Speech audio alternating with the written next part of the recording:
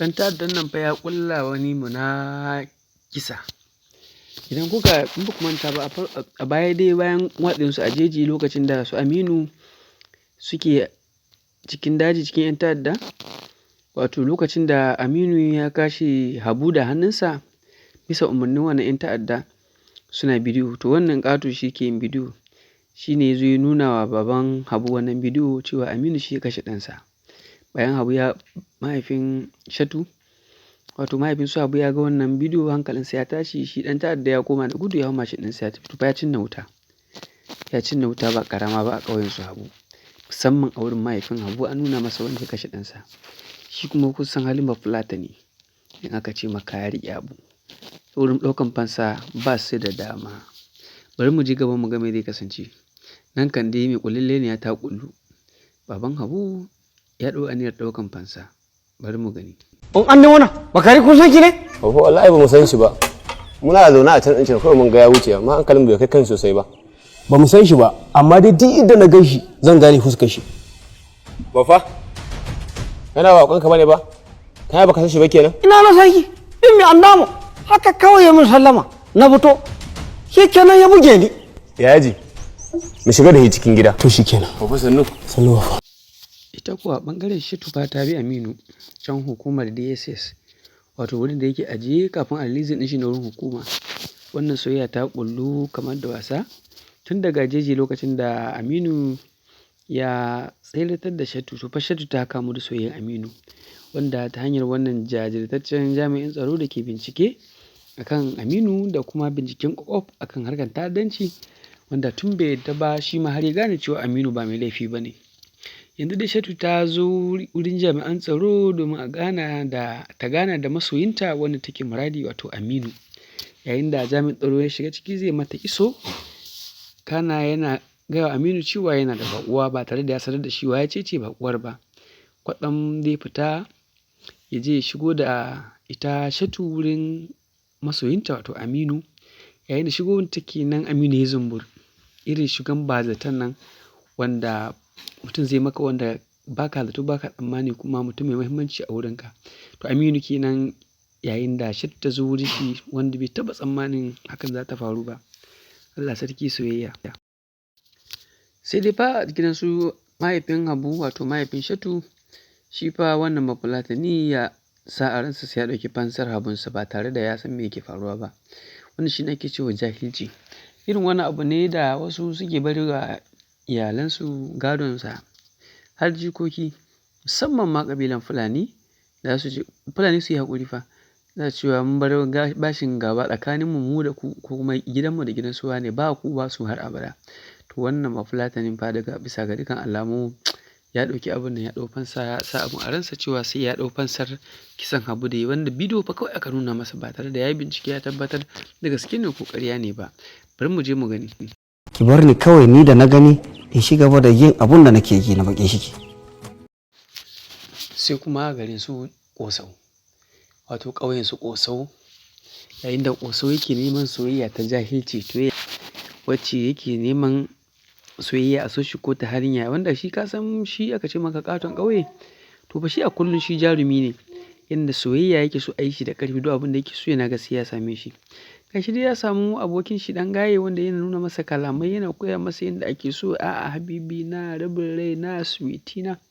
Yanda zai ɗauki hankali ya ce ina. Haifa Ƙosau ya ce ina son wane ita. Shi ya ce wa mace yana son ta. A'a gimbiyarsa. A ina. To Ƙosau fa shi da ƙarfi ne soyayya, yayin da bai sani ba bayan fage kuma wargar soyayyarsa yake. A ɓangaren ƙauyen su Ƙosau kenan. Ya yi kaɗan.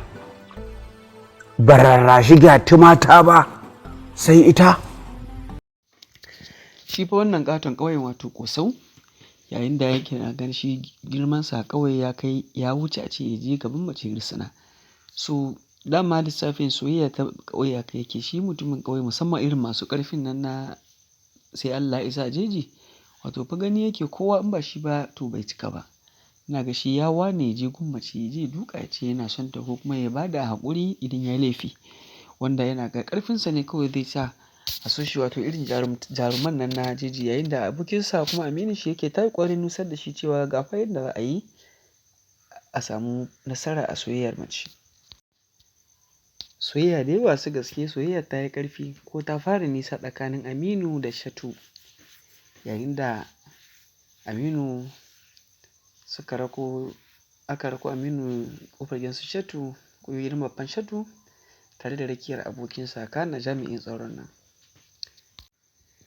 Abin da idona bai gani Allah na sane da shi, rayuwar nan sai a hankali za ka fahimci zamani, nima na tare da samu sai in ji haƙuri mai taron da gaskiya wannan waƙa ta yi, musamman masoya duk wanda ya ji wannan waƙa gaskiya ta motsa.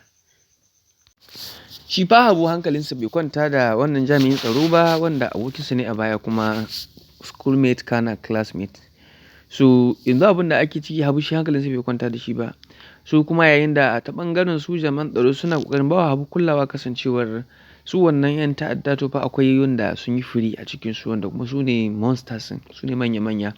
To ana ankarar da Habu cewa ya su be vigilant duk inda yake domin suna bibiyarsa.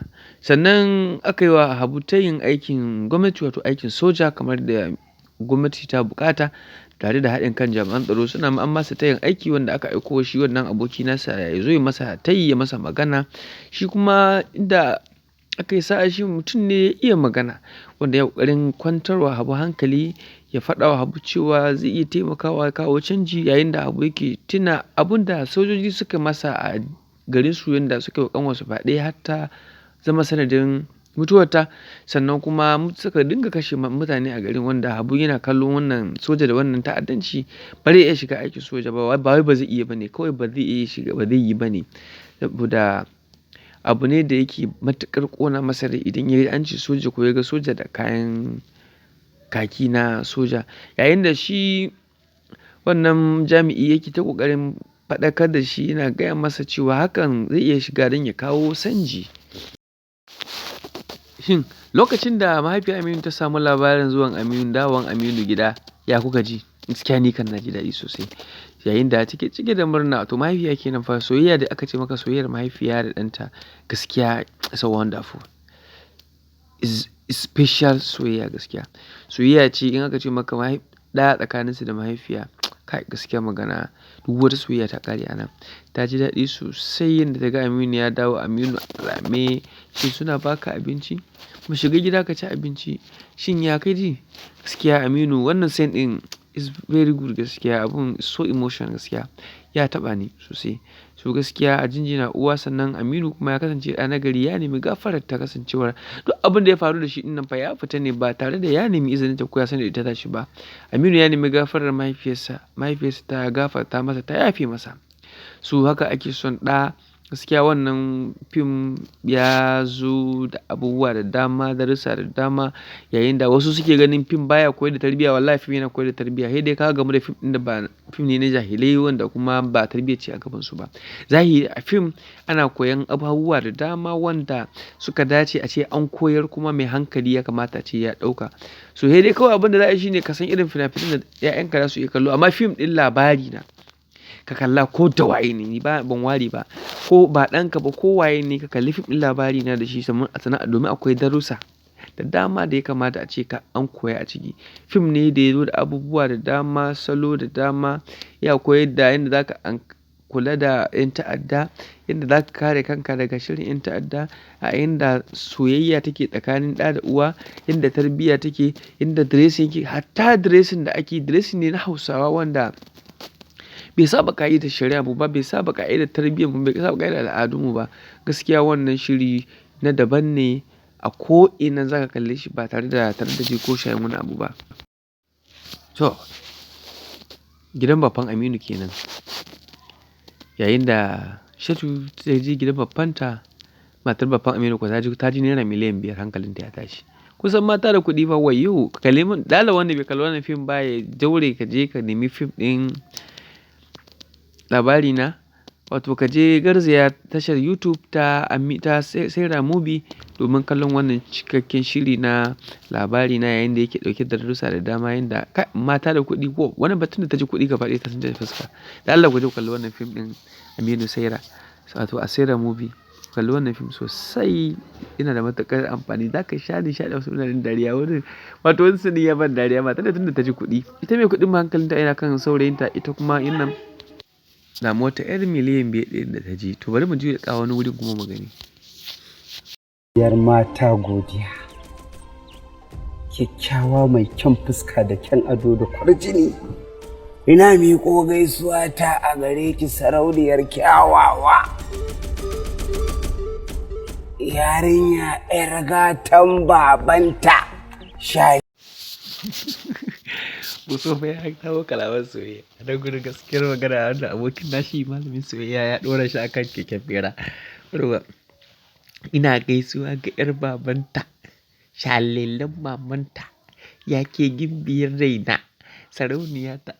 Boso fa ya zuge fa sai gangara ki ta yi. Yayin da ƙawaye suke ganin abin mamaki ita ma take ganin abin kamar almara. Kai, dai ko ka nemi wannan fim cikakken sa dan Allah dan Annabi kuka yi dariya sai ku ajiye min dariya ta kaɗan. Wannan shiri abu yau na yi dariya sosai ne ma gaskiya. Boso fa ya dage sai ya yi kalaman soyayya da bai iya ba wanda a ƙarshe ma tsabarinsa ya ɓace shi ya manta mahaddar da yi. Yanzu dai kalaman soyayyar Boso ta ja masa yayin da Godiya ta ruga gida da kuka bayan Boso ya tsife ta da masifa da zage-zage bayan soyayyarsa ba ta kai masa ba bari ya gwada inda ya saba wato faɗa. To fa abu ya hargitse shigo Godiya gida ya jawo wa Boso wata lukutar masifa. Yanzu dai babba zai ɗauki yarsa zai mai da ita garin su yayansa inda can suka fi Boso ji da duk abin da Boso yake ji da shi.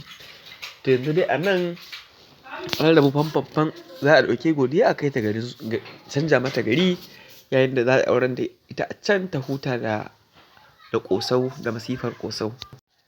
An samu fahimtar juna tsakanin babban Aminu da Shatu da kuma Aminu da matar babban Aminu. Yanzu dai abin da za a yi shi ne za a ɗauki Aminu da Shatu a kai ta gidansu Shatu wato gidansu marigayi Habu aminin Aminu.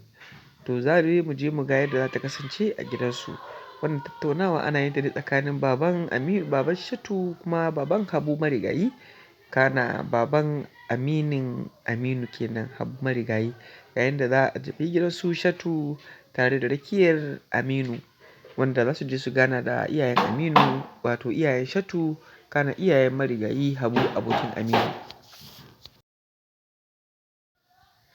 To gwamnati ta cika alkawari kamar yadda aka yi umarni 'yan matan nan da 'yan ta'adda suka sace kowacce daga cikinsu bayan an kuɓutar da su an ba su naira miliyan 5 kana sun zo sun karɓi kuɗinsu naira miliyan 5 kuɗin Shatu wato cek na kuɗi da gwamnati ta ba da alkawarin kowanne daga cikinsu za ta karɓa. To Shatu ta zo ta karɓi ta tare da rikiyar masoyinta Aminu abokin yayanta Habu yayin da wannan ma'aikaci na gwamnati da yake zama na musamman domin raba musu wannan cekin kuɗi naira miliyan 5 ya aiwatar da saƙonsa yayin da Habu da Shatu da kuma rikiyar babban su suka dawo gida daga karɓo cek ɗin naira miliyan 5 da suka dawo gidan babban Shatu kenan. Nan kuke gani cikin keken napep babban Shatu ne da Shatu da kuma Aminu suka dawo gidan babban nata.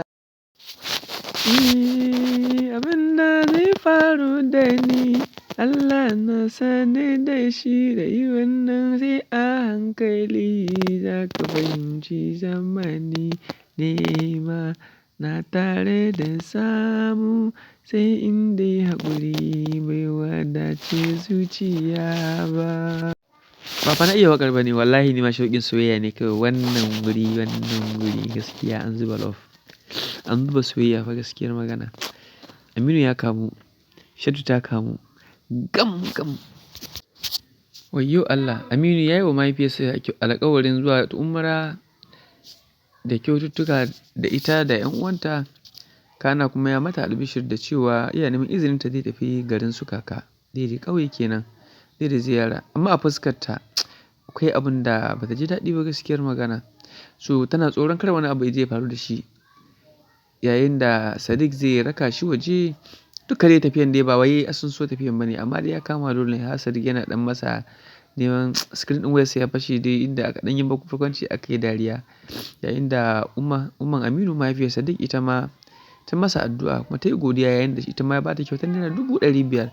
To anan Aminu ya yi abin kirki, yaro na gari. Nan yayin da wakilan gwamna masu ruwa da tsaki harkar tsaro wato jami'in kula da harkar tsaro ta farin kaya da na soja da na 'yan sanda suke tattauna da mai ba wa gwamna shawarar harkar tsaro akan yadda za a ba wa Aminu aiki, irin gudunmawar da Aminu zai iya bayarwa da kuma yadda suka fuskanci intelligence nashi. To nan kenan sun gama tattaunawa an yanke hukunci kana za a tura wakili domin ya je sanar da shi cikin hikima. Wancan jami'in tsaro in ba ku manta ba a baya muku bayanin yadda yake lallabin Aminu, yake ba Aminu shawari da kuma yadda zai iya bada gudunmawa bangaren tsaro da kuma intelligence nashi da basira nashi da kuma experience da ya samu na zama da 'yan ta'adda a cikin jeji. Yayin da ya fahimtar da Aminu kuma insha Allah muna gani kamar Aminu ya fahimta. So wannan wuri dai yana koyar da abin da yake kokarin faɗakar mana shine wannan ɗan ta'addar wannan da kuke gani shi ɗan ta'addan da yake ɗauka 'yan ta'adda bidiyo a jeji yake yaɗa musu a kafafen sada zumunta. So nan ya zo ya kama haya ne irin gidajen nan da suke zaune a bayan gari. Wannan zai iya zama darasi ga dillalai. Yana zaune a cikin gidan haya kasancewar ɗan ta'adda ne bai sai yawo a gari ba sannan kuma zuciyarsa ba ta da kyau game da kuka kalla.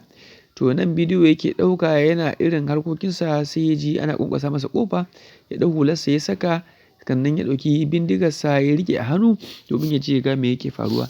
So a nan abin da ya kamata darasin da ya kamata mu ɗauka a nan shine musamman dillalai masu ba da haya ba ku san mutum ba a wannan hali da ake ciki a Najeriya wannan ƙasa tamu na ta'addanci da taɓarɓarewar tsaro to ku san wa za ku dinga ba wa haya. Yanzu ƙarshe wannan masu gida da suka ba wa dillali haya ko kuma dillali da ya ba wa mai dan ta'adda haya ba tare da ya san a ina yake ba ƙarshe zai iya jefa shi cikin lukutar masifa. Yanzu zai je waje ya ga suwa suke ƙwasa masa ƙofa ya fito ya samu dillalin da suka bashi hayan gida ne sannan ya ɗan kawai musu da masifa wanda har su ma ta kai gaba su san hankalinsu bai kwanta da shi ba kasancewa wannan na baya mai koren kaya shine kafintan da zai gyara shi wannan mai farar riga shine dillalin da ya bashi haya. So ƙarshe ba daga kuɗin al'ada za ka buge da lukutar masifa dan abin da aka baka bai taka kara karya ba ka je ka soki ɗan ta'adda ka bashi masauki ƙarshe jefa ka cikin masifar da za ka shekaru ba ka fita ba. Don haka dillalai a kiyaye a san me ya kamata a yi wa za a ba wa gida me za a yi a gidan ya kamata duk wannan abubuwa a dinga sanar da su kafin a ba da hayan gida. To Shatu dai ta iso gida tare da rakiyar baffanta da kuma masoyinta Aminu. He dai fa mahaifiyar Shatu ta ce Shatu a samtata ko wato Shatu ba ta jin kunya kenan da fulatanci. Yayin da baffan Shatu ya shigo cikin gida ya yi wa Aminu iso cikin gida nan cewa gidanku ne ka saki jikinka. So yayin da Aminu ya shigo cikin gida babban Shatu ya gabatar da shi a gaban yayansa yayin da hankali ya koma kasancewar ganin baban Shatu zuciya a turmuƙe fuska a turmuƙe duk da ya ce tashi kar ka gaishe ni tashi kar ka tsugunna. To dama ya ga hotonsa a lokacin da wancan ɗan ta'addan ne kamar na gaya muku a baya ɗan ta'addan ne ya nuna masa bidiyon Aminu cewa shi ya kashe masa ɗansa. To shi kuma ya riƙe abu a jahilci ka san abinka da mutumin ƙauye cikin jahilci. Wato shi fansa yake so ya ɗauka shi ne maganin da yake cewa zai je gidan yari ya zaga ya zo kusa da Aminu kasancewa duk ba san me dai ba amma fa ya ɗauko wuƙa da ya sa aljihunsa ya zaro zai kashe Aminu. To tashin hankalin kenan ni wannan wurin ba ne ya ɗaga min hankali. Wannan abin ya alunta cewa Aminu zai sha azaba a cikin wannan shiri gaskiya. Wannan fim na labari na a wannan karo Aminu shine zai zama ɗan uwan Firisdo a wancan zamanin su Sumayya. Aminu zai sha wahala gaskiya kafin a ce an je ga wani episode ina gani ma dan yi ciwon kai. Gaskiya wannan bafulatani bai kyauta ba kash. To mu kasance a wani karon kada ku manta wanda ya directing fim shi ne Ali Gumzak. Ku kasance da wannan shiri na labari na, duk wanda bai kalli labari na ba gaskiya kallo ya bar shi a baya. Ku garzaya tashar Sera Movie domin ku kalli wannan ƙayataccen fim ne suna labari na, wanda yake nuna abubuwa da suke faruwa a zahiri, gaskiyar magana duk abin da aka shashi a wannan shiri na labari na yana faruwa. Shi ne abin da yake faruwa a wannan ƙarni da muke ciki, a wannan hali musamman arewacin Najeriya. Harkar kidnapping, banditry, Boko Haram, so many things are happening gaskiya, wanda muke na Allah ka mana ƙarshen wannan. Sannan kowa ya nemi katin zaɓensa ya tabbatar ya tana da ƙuri'arsa domin mu kada wannan gwamnati da ta kasa samar mana da tsaro, domin mu zaɓi wanda muke ganin za su mana abin da ya dace. Kada ku manta ku danna mana subscribe idan wannan shine zuwan ka na farko a wannan tasha mai albarka. Danna mana subscribe, sannan ku garzaya tashar Sera Movie su ma ku ba subscribe ku kalli wannan shiri nasu mai dogon zango na labari na. Mun gode.